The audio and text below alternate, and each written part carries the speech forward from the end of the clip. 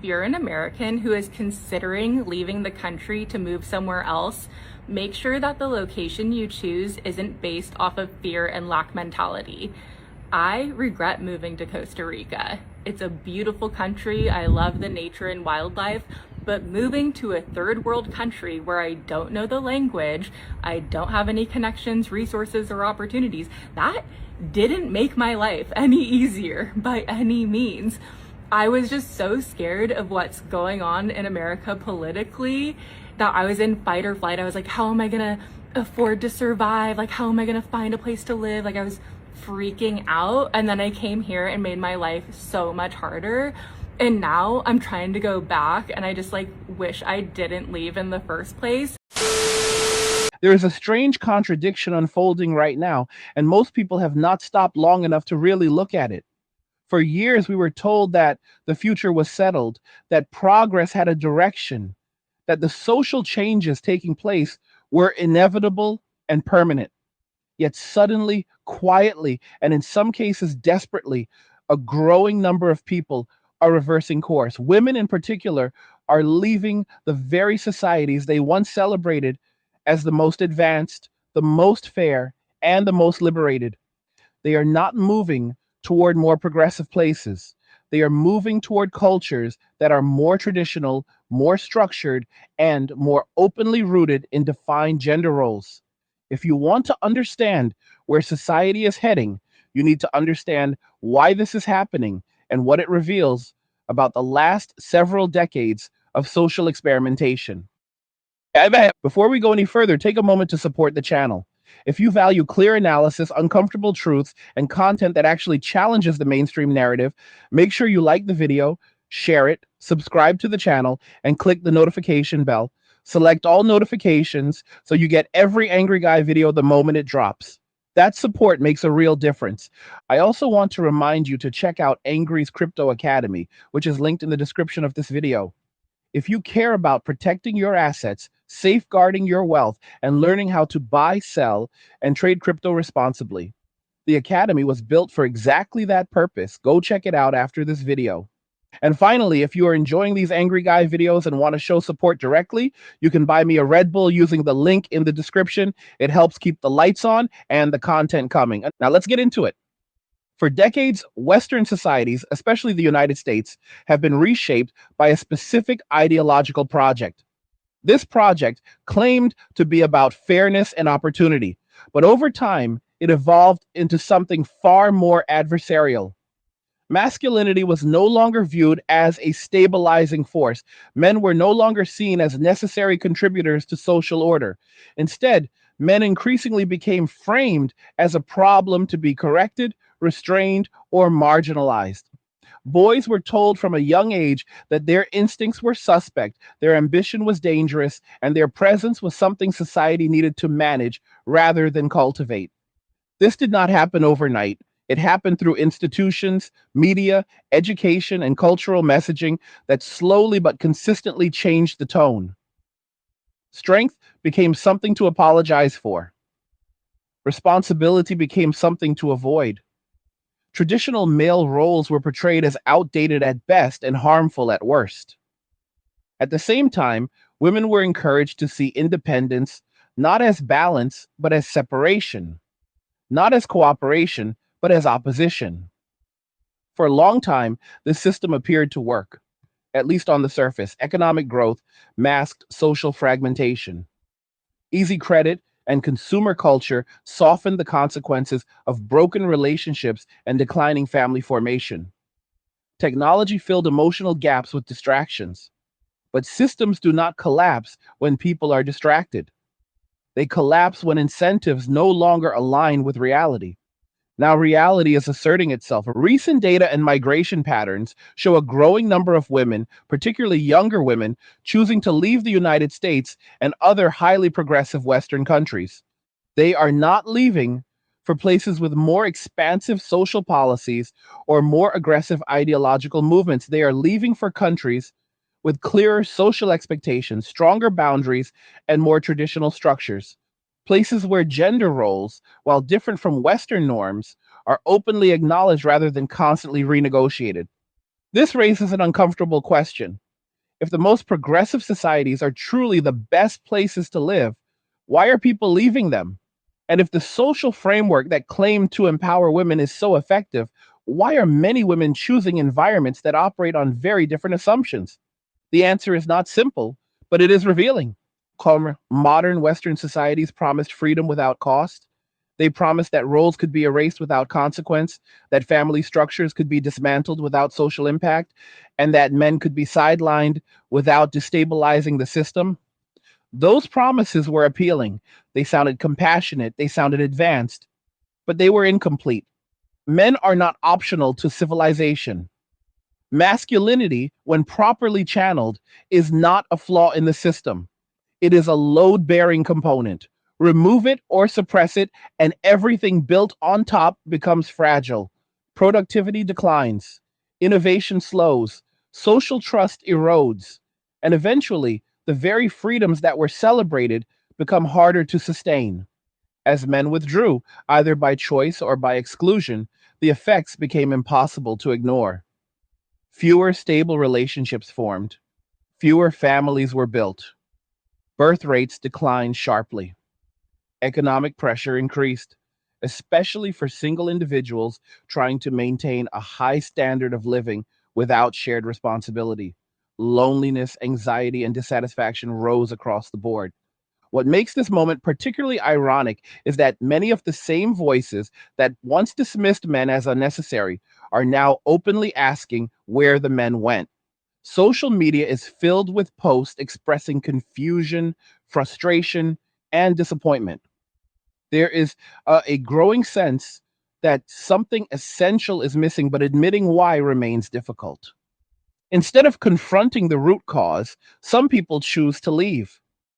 When women relocate to more traditional societies, they often speak about quality of life rather than ideology. They mention safety, stability, community, and predictability. They talk about clear expectations and social order. What they are describing, whether they realize it or not, is the presence of a functioning masculine framework, one that values structure, responsibility, and contribution. This does not mean these societies are perfect. It does not mean they should be copied wholesale. But it does expose a contradiction in the narrative. You cannot spend decades dismantling the social role of men and then be surprised when the system becomes unstable. You cannot benefit from the protections and productivity men provide while simultaneously undermining the very traits that make those things possible. There's also another layer to this story that is rarely discussed. When people move, they do not leave their beliefs behind at the border. They carry their assumptions, expectations, and values with them. This creates tension when those values clash with the host culture. Societies that function through shared norms rely on newcomers understanding and respecting those norms. When that does not happen, friction follows.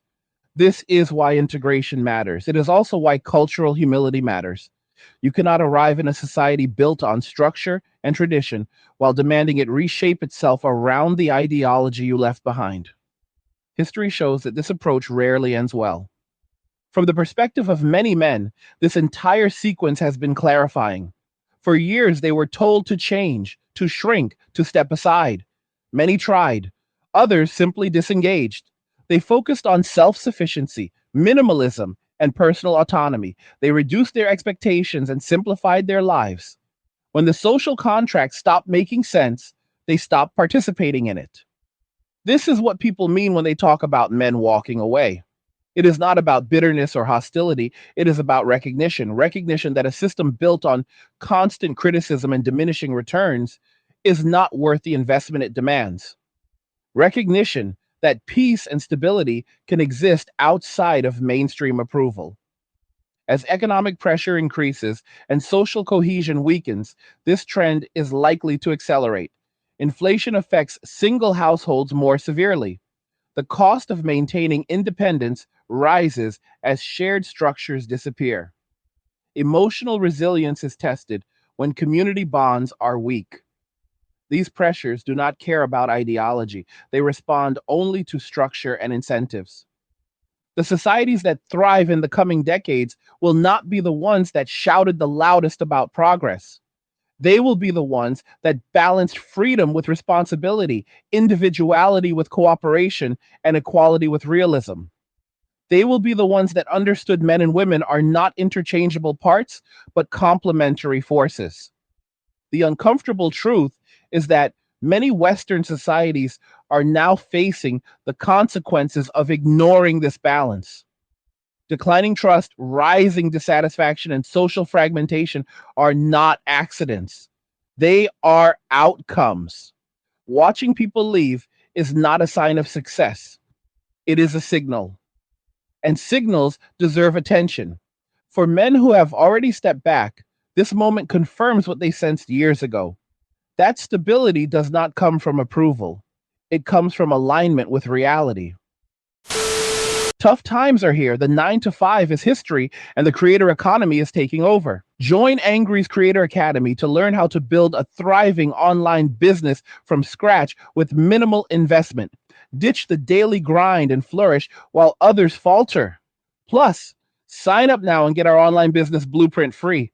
The Academy is linked in the description below. Go check it out now. That building a simple, self directed life can be more rewarding than chasing validation from systems that offer little in return. For women who are searching for stability elsewhere, the journey may bring clarity as well. Living within a structured culture reveals what boundaries provide and what constant negotiation erodes. Whether those lessons are embraced or resisted will shape what comes next.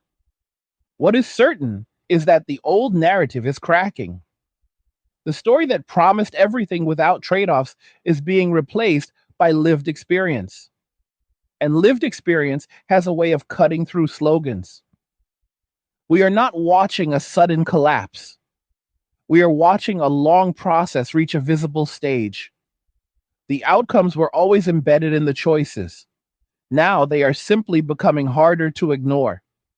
And this is only the beginning of the conversation. Underneath the surface of this cultural shift is a financial reality that many people did not anticipate, and even fewer were prepared to face. For a long time, money acted like insulation. It softened mistakes, delayed consequences, and allowed people to live arrangements that would not have been sustainable in earlier generations. Dual incomes were replaced by single incomes without adjustment. Shared responsibility was replaced by individual burden. Debt filled the gap where cooperation once existed. As long as credit flowed and costs remained manageable, the system appeared stable. But inflation does not care about narratives, and rising costs expose weaknesses quickly. Housing is one of the clearest examples. In previous generations, pairing up was not just emotional, it was practical. Two people sharing rent, utilities, food costs, and long term planning created resilience. Today, many people are trying to replicate a shared standard of living alone. That is not independence, it is inefficiency. When rents rise, when interest rates increase, and when wages lag behind expenses, the strain becomes obvious. This is especially true in cities that were once marketed as hubs of opportunity, but have become centers of high cost and low return. Women who were told they could have everything without compromise are now facing a math problem that slogans cannot solve. The cost of maintaining lifestyle expectations without a partner is far higher than many anticipated. This is not a moral judgment, it is a logistical reality. And when people hit a wall, they look for exits. Moving abroad is one such exit. Lower costs of living, different expectations, and alternative social structures offer relief. But relief is not resolution. The underlying issue remains unresolved if the same assumptions are carried into to a new environment. The difference is that some societies enforce limits more clearly. Expectations are not endlessly negotiable. Roles are defined not to restrict, but to coordinate. This is where many people experience cognitive dissonance. They enjoy the benefits of order while resisting the framework that produces it. They want stability without structure, freedom without responsibility, and protection without obligation. Those combinations do not last. Men who opted out earlier often did so quietly. They reduced expenses. They stopped chasing social approval. They prioritized autonomy over status. In doing so, they unknowingly prepared themselves for economic turbulence. A simplified life is harder to destabilize. When expectations are low and responsibilities are self chosen, volatility loses much of its power. This does not mean men are immune to pressure. It means the pressure hits differently. When you are not trying to meet shifting standards or finance a lifestyle built on external validation, inflation hurts less. When you are not seeking permission to exist, cultural swings matter less. Social media plays a massive role in amplifying dissatisfaction. Platforms reward comparison, not contentment. They highlight extremes while hiding averages. They create the illusion that everyone else is living better, traveling more, earning more, and enjoying more freedom. This constant comparison fuels restlessness. It makes stability feel like stagnation and patience feel like failure. For women especially, social media has created a feedback loop of expectation and disappointment. Influencer lifestyles are presented as attainable norms. Traditional milestones are devalued while transient experiences are elevated. When reality fails to match the curated feed, frustration grows. Leaving becomes appealing, not because the destination is perfect, but because it represents escape. Men, meanwhile, disengaged from this feedback loop earlier. Many stop participating in the performance altogether. They recognize that the metrics being promoted were unattainable or meaningless. Instead of competing in a system designed to keep them off balance, they stepped outside it. This divergence has consequences. Relationships require shared goals and compatible incentives. When one group is driven by appearance and validation, while the other is driven by stability and efficiency, alignment becomes difficult. The result is mutual frustration and withdrawal. There is also the issue of trust. Trust is built through consistency, accountability, and shared effort. When cultural messaging consistently frames one group as disposable or suspect, trust erodes. Men who feel unwanted will not invest deeply. Women who feel unsupported will not feel secure. The cycle feeds itself. The idea that societies can function indefinitely while sidelining half their population is not supported by history. Every stable civilization relied on men who were motivated to build, protect, and maintain. That motivation does not come from shame. It comes from purpose and respect. Remove those, and the engine stalls. Some will argue that this analysis ignores progress or dismisses legitimate grievances. It does neither. Acknowledging reality does not erase injustice, it corrects imbalance. Systems that overcorrect eventually break. The goal was never to replace one extreme with another. The goal was balance. That goal was lost somewhere along the way. What we are witnessing now is not a sudden awakening, it is delayed feedback. The decisions made decades ago are producing results today. Declining birth rates, rising loneliness, economic strain, and cultural fragmentation are connected. They are not isolated problems.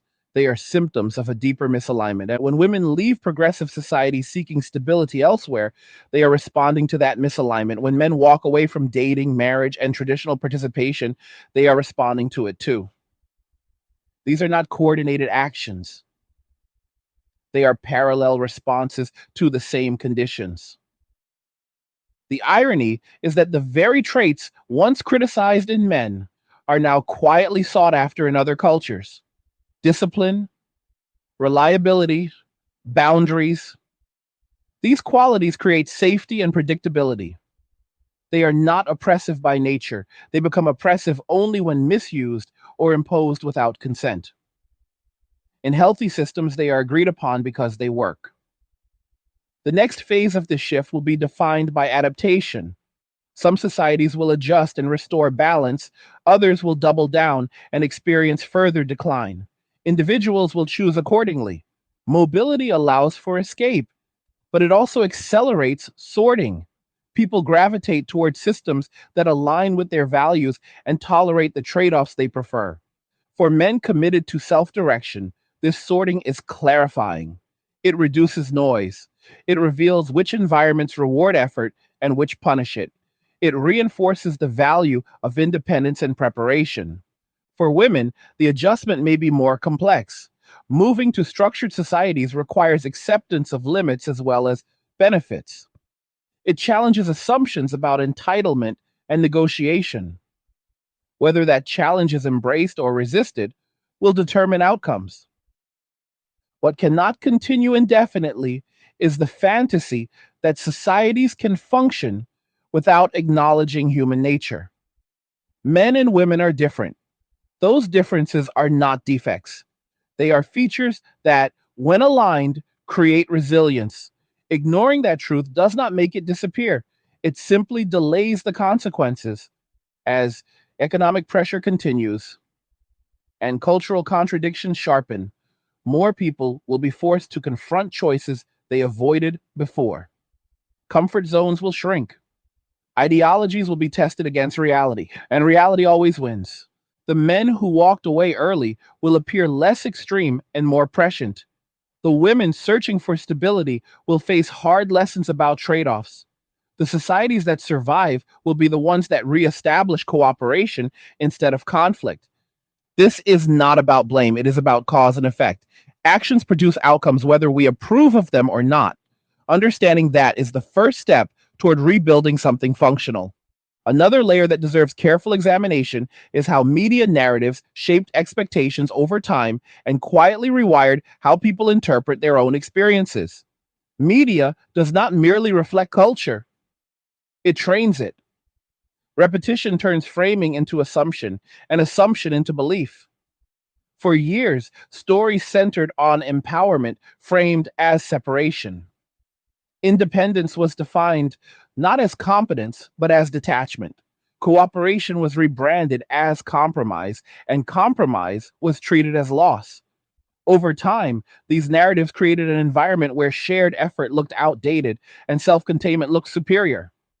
This messaging did not come from a single source. It came from entertainment, advertising, education, and commentary, all reinforcing the same themes.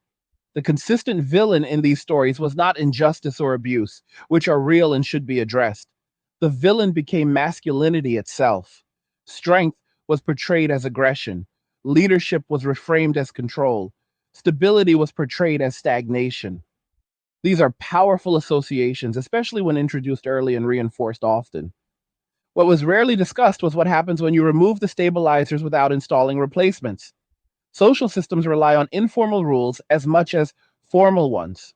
When norms disappear, friction increases. When responsibility is diffused, accountability fades. When everyone is encouraged to prioritize personal fulfillment above all else, collective resilience weakens. The removal of accountability is one of the most underestimated factors in this entire shift. Accountability is not punishment, it is feedback. It tells people when their actions produce negative consequences so they can adjust. When accountability is framed as oppression or judgment, learning stops. Mistakes repeat, systems drift further from reality. In modern discourse, accountability became selective. Some groups were encouraged to self reflect constantly. Others were shielded from criticism entirely. This imbalance created resentment and confusion. Men were told to change without being given a stable target. Women were told they were already correct, even as dissatisfaction increased. Neither message promotes growth. The confusion deepened as traditional milestones were devalued. Building a family, committing long term, and investing in community were reframed as optional or even regressive. Meanwhile, short term experiences were elevated as markers of success. Travel, consumption, and visibility replaced contribution as social currency. This shift works well for platforms built on attention. It works poorly for societies built on continuity. A generation raised on these messages entered adulthood with expectations that reality could not meet. Many believed fulfillment would come automatically through self expression. When it did not, the explanation offered was often external. Society was blamed. Structures were blamed. Other people were blamed. Rarely was the possibility raised that the framework itself was flawed. Men responded by disengaging. When effort is not rewarded and participation is framed as liability, withdrawal is rational. This withdrawal was misinterpreted as failure or hostility, when in many cases it was simply adaptation.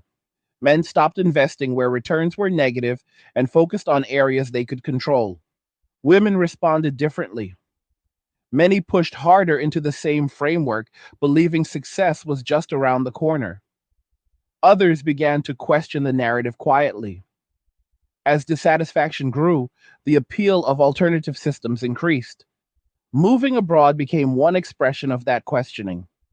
It is important to understand that dissatisfaction is not proof of oppression. It is often proof of misalignment. When expectations do not match incentives, frustration follows.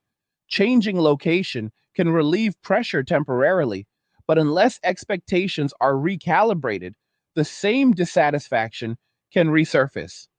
This is why some relocations succeed and others fail. Success requires adaptation, not just movement. It requires accepting trade offs, not just enjoying benefits. Societies that function well do so because people agree to limits in exchange for stability. When newcomers resist those limits while demanding the benefits, tension emerges. Another critical factor is time horizon. Traditional systems encourage long term thinking. Sacrifice today for stability tomorrow. Build slowly. Invest in durability. Modern progressive systems often prioritize immediacy. Optimize for now. Avoid discomfort. Delay commitment. These two approaches produce very different outcomes. Men who stepped away from mainstream expectations often adopted long time horizons without realizing it. They focused on savings, skills, health, and autonomy. These investments compound quietly. They do not generate applause, but they generate security. Over time, this approach proves resilient. Women encouraged to prioritize experience and visibility often faced a different trajectory. Experiences fade, visibility fluctuates. Without long term anchors, stability becomes elusive. This is not universal, but it is common enough to observe patterns. The tension between these trajectories becomes more visible as people age. What looks empowering at 25 can feel precarious at 35. Choices that seemed reversible reveal long term consequences. This is when many people reassess. Reassessment is not failure, it is growth. The problem arises when reassessment is blocked by ideology. When admitting a mistake is treated as betrayal, people double down instead. They seek external solutions to, to internal conflicts. They move, they switch communities, they rebrand themselves. Sometimes that works, often it delays reckoning. The broader society is undergoing a similar reckoning. Economic pressures remove buffers, cultural contradictions sharpen, narratives that once felt comforting now feel hollow. People begin asking practical questions again. Who builds? Who maintains? Who protects? Who commits? These questions are not backward, they are foundational. Men walking away is often framed as abandonment, but it is more accurately described as refusal to participate in a rigged exchange. When contribution is met with suspicion and reward is replaced with obligation, disengagement is logical. Walking away is not an attack, it is a boundary. Women leaving progressive societies is often framed as empowerment, but it also reflects unmet needs.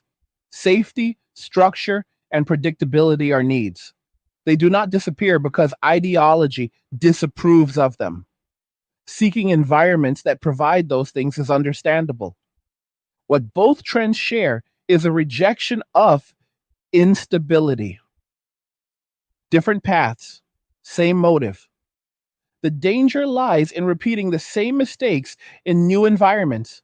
Carrying expectations shaped by unstable systems into stable ones creates friction.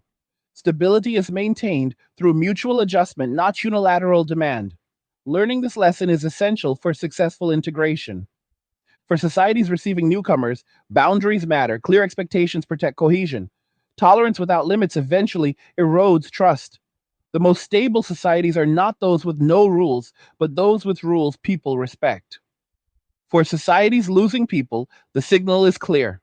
People leave when they no longer see a future worth investing in. That future is built through cooperation, not constant conflict. Restoring balance requires acknowledging mistakes, not denying outcomes. Media narratives will lag behind reality, as they always do. Incentives favor outrage and division, but lived experience cuts through noise. When enough people reach the same conclusion independently, narratives change. We are entering a period where long ignored truths will resurface.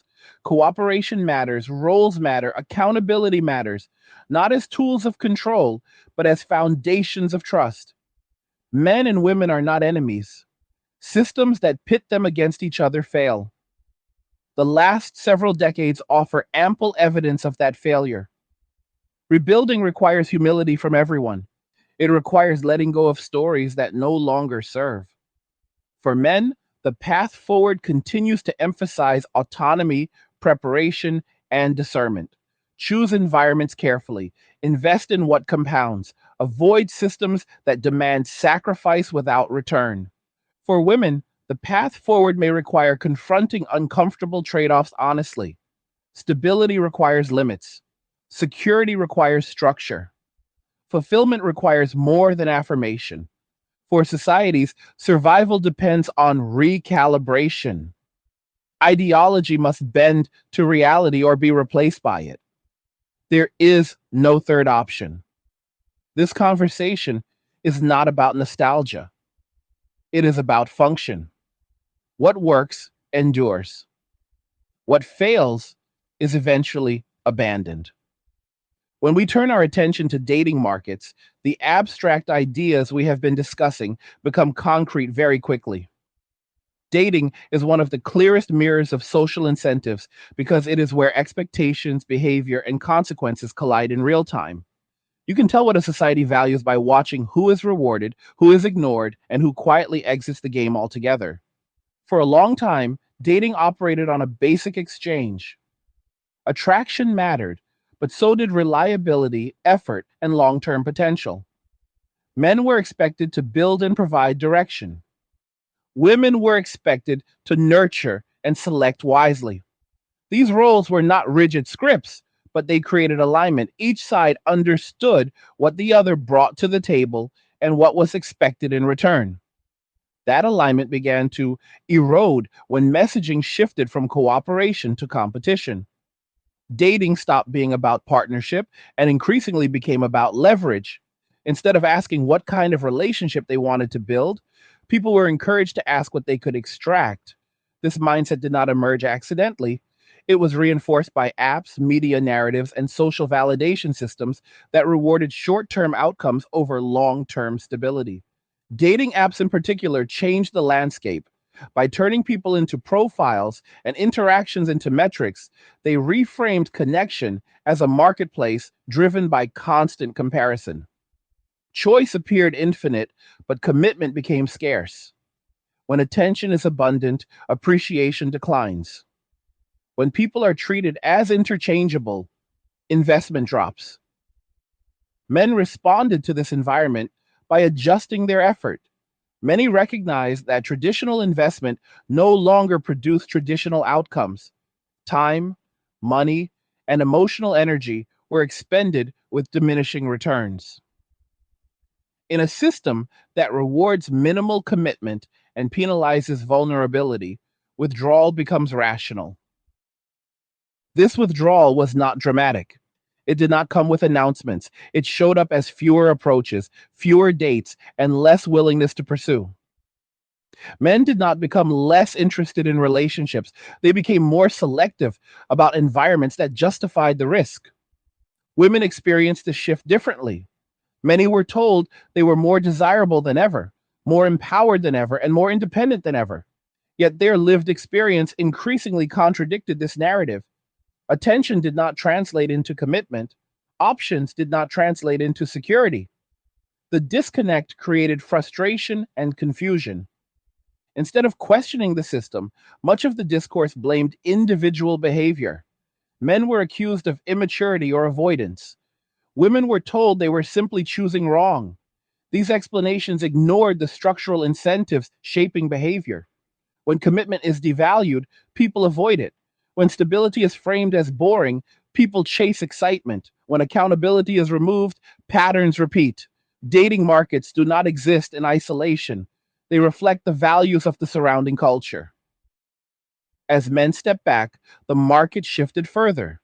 Fewer men competing for attention created short term leverage for those who remained, but long term instability for everyone else. The pool of men willing to invest deeply shrank. This was interpreted not as a warning sign, but as a temporary imbalance that could be corrected through messaging. It could not.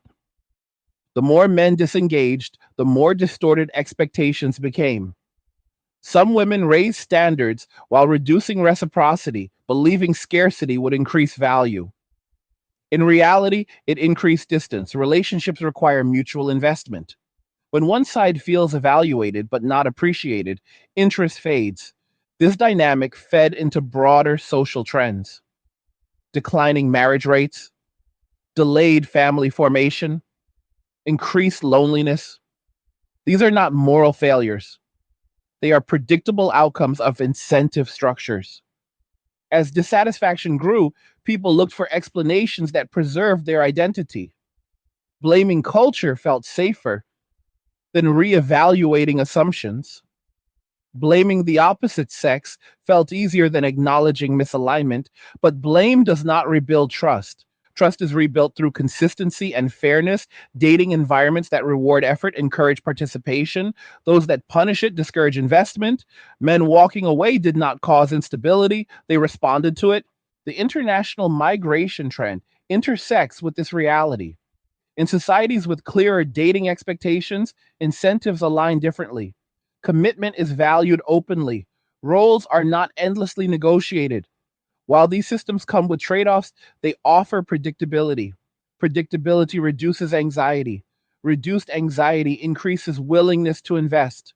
For women leaving progressive dating markets, the appeal is often framed as cultural difference.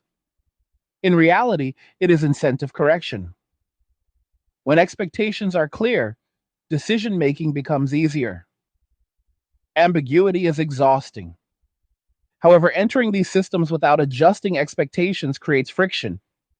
You cannot expect the benefits of structure while rejecting the obligations that sustain it. Successful adaptation requires humility and willingness to learn. Men observing these shifts often feel vindicated. They see confirmation that stepping back was not a failure, but a strategic adjustment. By opting out early, they avoided investing in unstable systems. They preserved resources and autonomy. Over time, this position looks less extreme and more pragmatic. The broader implication is that social systems cannot thrive on asymmetrical expectations. When one group is expected to give without receiving, participation declines. When incentives favor short term gratification over long term stability, outcomes follow. The solution is not nostalgia or regression, it is recalibration. Dating markets function best when effort is rewarded, commitment is valued, and accountability exists on both sides. Removing any of these elements destabilizes the whole. This recalibration will not be easy. It requires cultural humility and willingness to admit missteps. It requires rejecting narratives that frame cooperation as weakness. It requires acknowledging that differences can be complementary rather than competitive. For men, the current environment reinforces the importance of boundaries. Do not overinvest in systems that do not reciprocate. Seek alignment rather than approval. Build stability independent of external validation. For women, It may require reassessing what empowerment actually means. True empowerment includes the ability to choose stability, commitment, and cooperation without shame. It includes accepting that freedom and responsibility are linked. For societies, the lesson is clear. You cannot sustain cohesion while promoting division. You cannot build families while undermining partnership. You cannot expect contribution from people you consistently devalue. Dating markets are not trivial. They shape families, communities, and future generations. Ignoring their signals leads to long term consequences. We are now seeing those consequences emerge: lower birth rates, fragmented communities, increased isolation. These trends do not reverse through slogans. They reverse through incentive alignment. As men continue to walk away from dysfunctional systems, pressure will increase on those systems to adapt. Some will. Others will double down and decline further. Individuals will choose accordingly. One of the least discussed consequences of men opting out is how it quietly undermines consumer driven economic models. Modern economies, especially in the West, are built on perpetual growth assumptions. They rely on households spending more each year, upgrading lifestyles, expanding commitments, and financing consumption through debt. This model assumes participation. It assumes people will continue to buy into escalating standards and social expectations. Simplified male lifestyles disrupt that assumption. When men reduce their needs intentionally, the economic leverage built into social pressure weakens. A man who needs little is difficult to manipulate.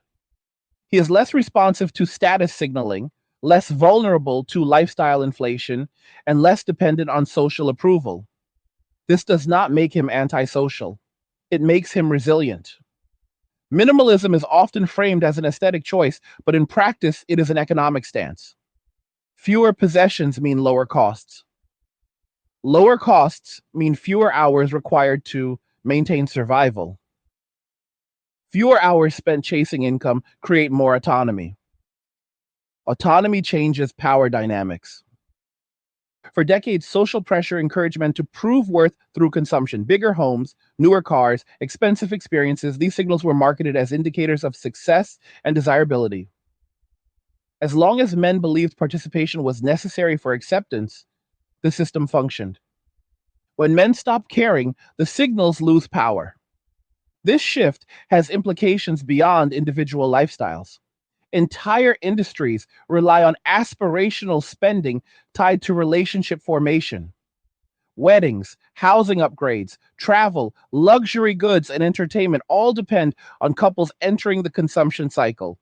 When fewer men pursue traditional pathways, demand softens. This is not a crash, it is a slow recalibration. But slow does not mean insignificant. Men who opt out of traditional pathways often invest differently. They prioritize savings, skill development, and assets over appearances. They spend on tools rather than symbols. They value durability over novelty. This spending pattern does not fuel the same growth assumptions. The system notices as consumption slows, pressure increases to re engage participants. Messaging intensifies. Shame, fear, and urgency are deployed to pull people back into the cycle. Men are told they are missing out. Women are told something is wrong. The goal is not understanding, the goal is reactivation. But reactivation without correction fails. You cannot guilt people into participating in systems that do not reward them. You cannot market fulfillment to those who have found peace and simplicity. The appeal weakens. This is why the conversation often turns hostile. When incentives fail, narratives harden. Instead of asking why people disengaged, institutions ask how to force reentry. History shows this approach rarely succeeds. What makes simplified male lifestyles particularly disruptive is their quiet nature. There are no marches, no slogans, no demands. Men simply stop showing up where returns are negative. They stop competing in arenas that feel rigged. They redirect energy elsewhere. This creates a visibility problem. Absence is harder to confront than opposition. You cannot argue with someone who is not there. As more men adopt this stance, social expectations begin to shift. Women accustomed to abundant attention notice its absence. Institutions accustomed to participation notice declining engagement. Media narratives scramble to explain behavior that does not fit existing frameworks. The explanation is often framed as pathology. Men are described as disengaged, unmotivated, or afraid. These labels miss the point. The men who walk away are often highly motivated. They are simply motivated toward different goals. This misinterpretation delays adaptation. At the same time, women navigating these changes face their own recalibration. When attention decreases and stability becomes harder to secure, priorities shift. Some respond by doubling down on performance and visibility. Others step back and reassess. Neither response is inherently wrong. Outcomes depend on alignment with reality. The appeal of structured societies becomes clearer in this context. Structure reduces ambiguity. Ambiguity is expensive, emotionally and financially. When expectations are clear, planning becomes easier. When roles are defined, negotiation costs decrease. These efficiencies matter more under pressure. However, structure also demands contribution. It requires adherence to norms. It limits flexibility. These trade offs are not flaws, they are costs. Stability has a price. People raised in systems that minimized cost discussion often struggle with this reality. They want the benefits without the obligations. When that does not work, frustration follows. This is why integration is challenging. It requires letting go of assumptions shaped by unstable environments. It requires learning how cooperation works within limits. Those who succeed do so by adapting. Those who resist create conflict. From the male perspective, watching this process reinforces the value of boundaries. Men who built independence early are less affected by external shifts. They are mobile, they are adaptable. They do not rely on social validation to define worth. This does not mean isolation, it means selectivity. As economic conditions tighten, selectivity becomes an advantage. Choosing where to invest time, energy, and resources carefully protects against volatility. Overextension increases risk. This principle applies to relationships, careers, and communities. Men walking away did not abandon society, they abandoned unfavorable terms. When terms improve, participation may return, but that requires genuine change, not cosmetic adjustments. The broader system faces a choice: continue promoting narratives that ignore incentives or recalibrate expectations to restore balance. Recalibration involves acknowledging differences, valuing contribution, and restoring accountability across the board. Accountability does not mean punishment, it means consequences are acknowledged. When choices produce predictable outcomes, pretending otherwise erodes trust. Trust cannot be rebuilt on denial. As more people experience misalignment personally, ideological certainty weakens. Lived experience becomes harder to dismiss. This is when cultural shifts accelerate, not through debate, but through quiet consensus. We are already seeing early signs. Conversations once dismissed as fringe are becoming mainstream. Questions about sustainability, family formation, and social cohesion are resurfacing. The tone is changing from accusation to curiosity. This shift will not reverse overnight. Decades of messaging do not unwind quickly, but pressure compresses time. Economic stress speeds reassessment. Scarcity clarifies priorities. For men, the path remains consistent: build independence, reduce reliance on unstable systems, invest in what compounds, maintain boundaries, choose cooperation where it exists, avoid environments that demand sacrifice without respect. For women, the path may involve redefining empowerment away from performance and toward partnership, not submission, not dependency, partnership, shared responsibility, mutual investment. For societies, survival depends on restoring incentives that reward contribution. That means valuing stability, honoring commitment, and rejecting narratives that thrive on division. It means understanding that men disengaging is not a failure of masculinity, but a response to misalignment. And the longer recalibration is delayed, the more people will choose exit over engagement. Migration, disengagement, and minimalism are all forms of exit. They signal dissatisfaction without confrontation. Ignoring these signals does not make them disappear, it accelerates decline. Generational differences intensify everything we have been discussing because each generation inherits the consequences of choices it did not make while responding to incentives it did not design. Younger men, in particular, are opting out earlier, not because they are weaker or less capable, but because they are more observant. They grew up watching older cohorts struggle under systems that promised fulfillment and delivered exhaustion. They saw the gap between effort and reward widen. They learned from observation rather than ideology. Earlier generations were taught that patience would be rewarded. Work hard, delay gratification, follow the path, and stability would arrive. For many, that equation no longer holds. Younger men see credentials lose value, wages lag behind costs, and commitment carry disproportionate risk. They are not rejecting responsibility, they are rejecting asymmetry. This early opt out is often mischaracterized as apathy. In reality, it is strategic caution.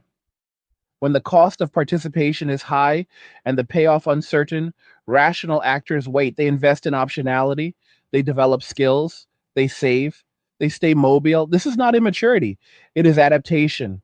Delayed responsibility changes expectations on both sides. When men do not rush into traditional roles, pressure builds elsewhere. Dating dynamics skew, social narratives strain, institutions designed around early participation struggle to adjust. The result is tension between generations that interpret the same behavior differently. Older generations often view disengagement as failure to launch. Younger men view it as refusal to be trapped. Both perspectives contain truth, but the underlying driver is structural. The landscape changed, strategies adjusted. Women navigating these generational shifts face a different set of pressures. Expectations were built on assumptions that no longer align with reality. The idea that stability would be available on demand later in life under unchanged terms is proving inaccurate. Markets do not pause, incentives evolve. This creates a narrowing window effect. Choices delayed too long become constrained by time. This is not unique to women, but the biological component adds urgency that ideology cannot erase. When narratives encourage postponement without acknowledging trade offs, disappointment follows. The response varies. Some recalibrate early and adapt, others resist and externalize frustration. Migration, rebranding, and lifestyle changes are attempts to regain control. Sometimes they work, sometimes they mask the issue. What makes this generational moment unique is transparency. Information is abundant, outcomes are visible. Younger cohorts can observe consequences in real time. This accelerates learning. It also accelerates divergence. Men who prioritize independence early build compounding advantages. Financial discipline, health maintenance, and skill acquisition create resilience. These investments do not require validation. They produce quiet stability. Women who recalibrate expectations toward partnership and shared responsibility also gain stability. Those who cling to narratives that devalue cooperation face increasing friction. Again, this is not a moral judgment, it is pattern recognition. Institutions struggle the most with generational shifts because they change slowly. Education systems still promise pathways that no longer guarantee outcomes. Media still sells dreams disconnected from cost. Policy lags behind lived reality.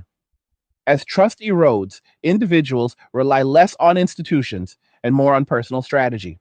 This decentralization is visible everywhere. Side projects, remote work, geographic mobility, minimalism, all reflect a desire to reduce dependency. Dependency is fragile in unstable systems, autonomy is not.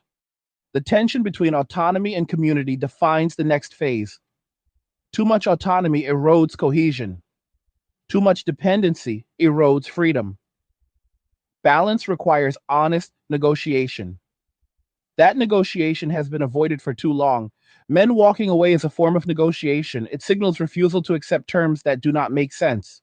Women leaving progressive societies is another signal. It reflects unmet needs and dissatisfaction. Both point to systemic misalignment. Generational differences amplify these signals because younger cohorts are less invested in preserving narratives that failed them. Loyalty is earned through results. When results disappoint, allegiance fades. This creates opportunity as well as risk. Societies willing to adapt can attract motivated individuals. Those that cling to ideology over function will lose people quietly. Migration is feedback. The idea that values are universal collapses under pressure. What matters is what works: safety, stability, predictability, opportunity. These are not political concepts, they are human priorities. As global conditions remain uncertain, people gravitate toward environments that deliver these basics reliably. That is why traditional structures regain appeal during instability. They provide tested frameworks. However, tradition without flexibility becomes brittle. Adaptation is still required. The lesson is not to revert blindly, but to integrate wisdom with realism. For men, this means continuing to prioritize self sufficiency while remaining open to cooperation where incentives align. It means resisting pressure to perform for approval. It means choosing participation deliberately.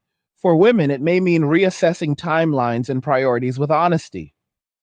It means distinguishing between freedom that expands options and freedom that postpones decisions. It means recognizing that partnership is not a loss of autonomy, but a different expression of it. For younger generations, the challenge is navigating between cynicism and hope. Complete disengagement isolates, blind trust disappoints.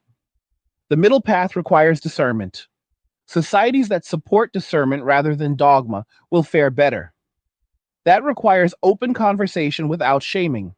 It requires acknowledging trade offs without panic. It requires humility. Humility is scarce in systems built on certainty, yet certainty has failed. The future belongs to those willing to adjust.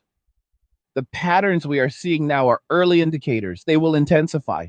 Economic pressure, demographic shifts, and cultural fatigue will force change. The question is whether that change is guided or chaotic. Men walking away reduces volatility in individual lives, but increases pressure on systems reliant on participation. Women relocating reduces personal dissatisfaction, but exposes cultural contradictions. Both are rational responses to misalignment. Rebuilding alignment requires restoring trust. Trust is built when expectations are clear, effort is rewarded, and accountability is shared. Without these elements, participation remains optional. Optional participation is the reality now. People choose systems. Systems no longer choose people. This inversion is new, and many institutions are unprepared for it. As individuals become more selective, competition between systems increases. Jurisdictions, cultures, and communities that offer stability and respect will attract contributors. Others will struggle. This sorting process is already underway.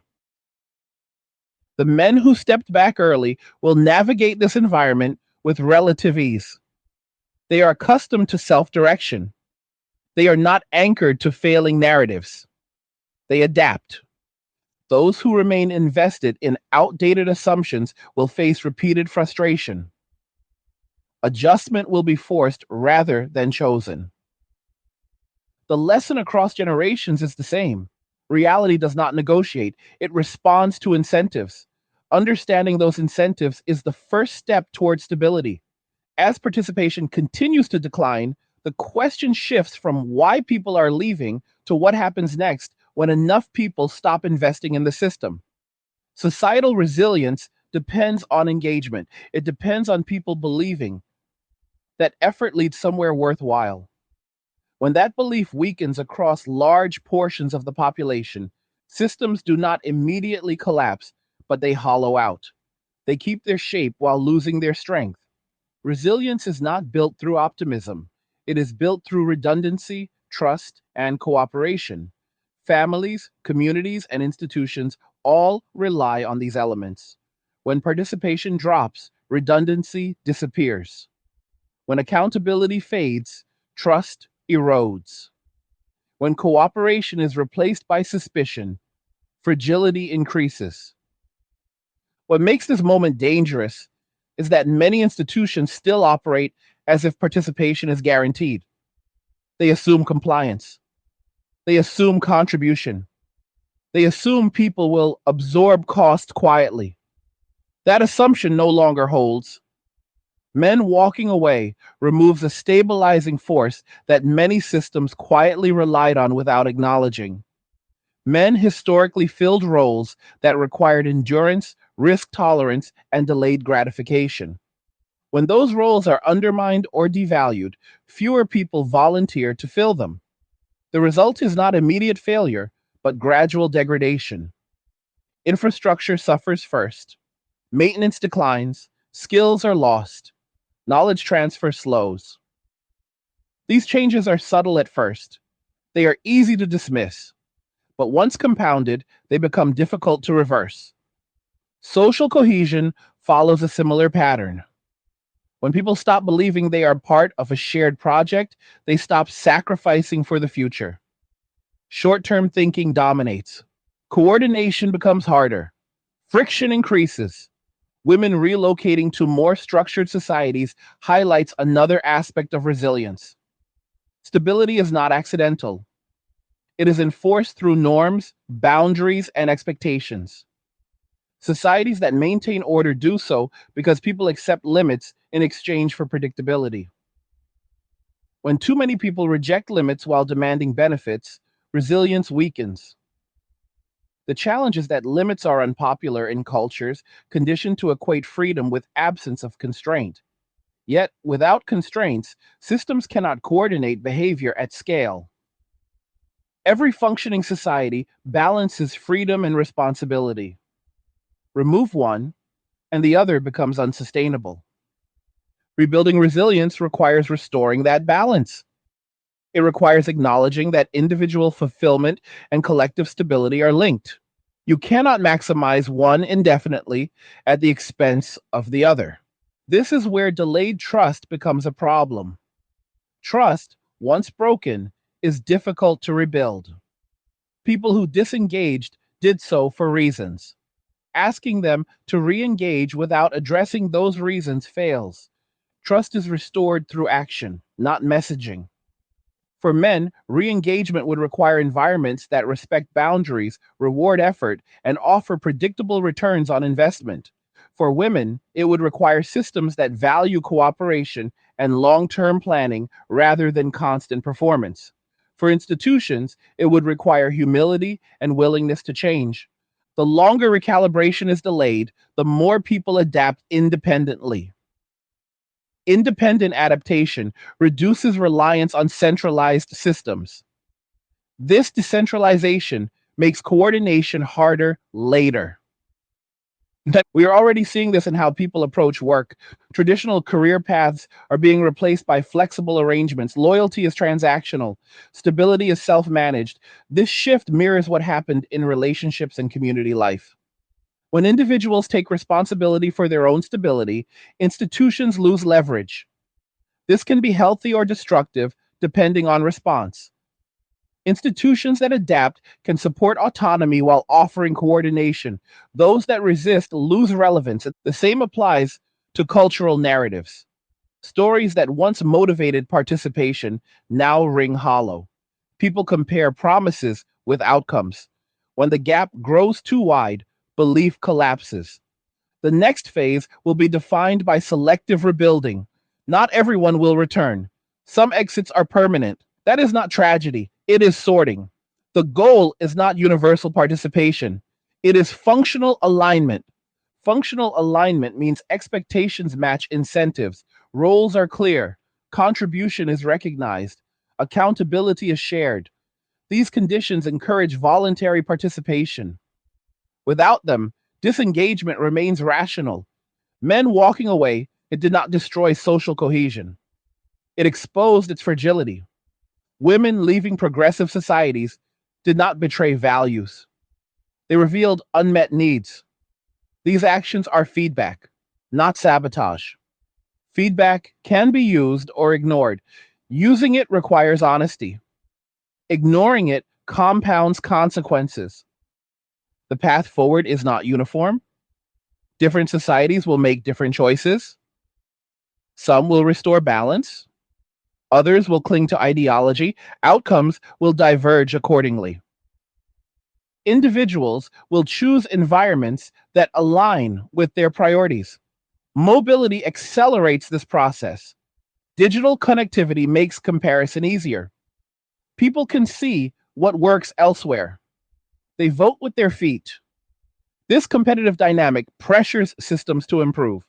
It also reveals which values are aspirational and which are operational. Operational values survive pressure. Aspirational values collapse without support.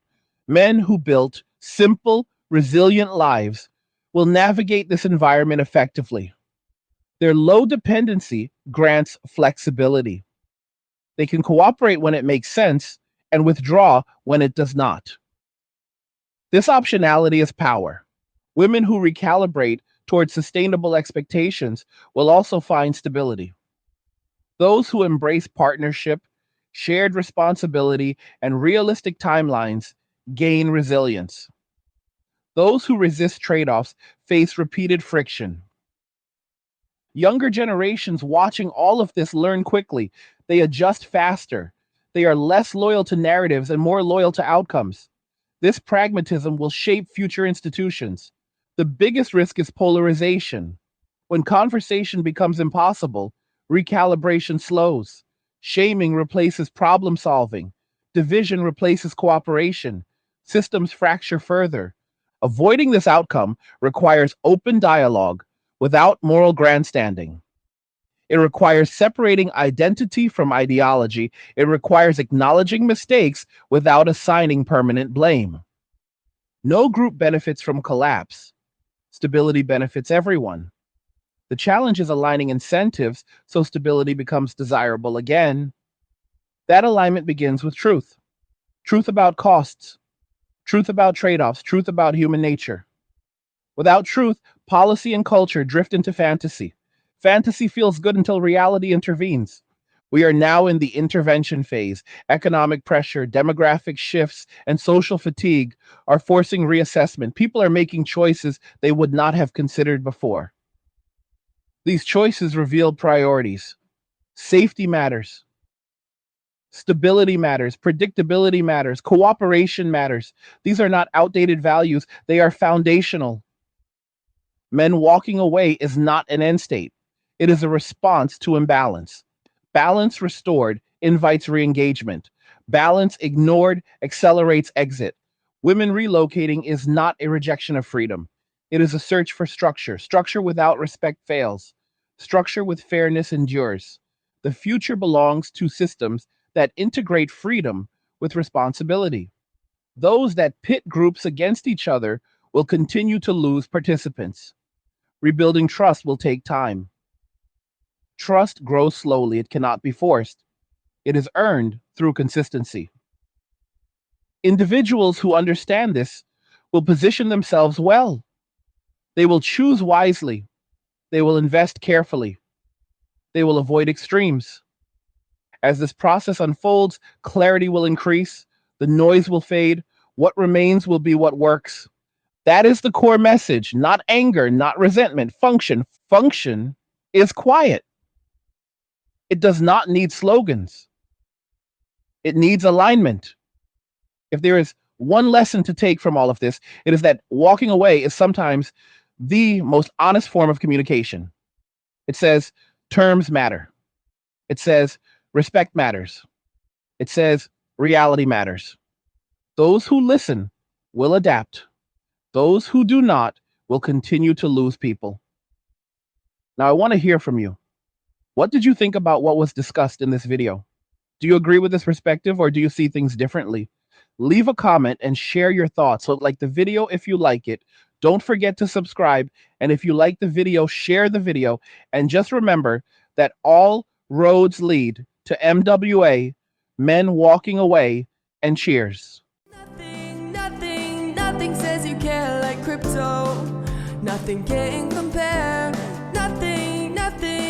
Nothing says you care like crypto. Oh, nothing can compare to crypto.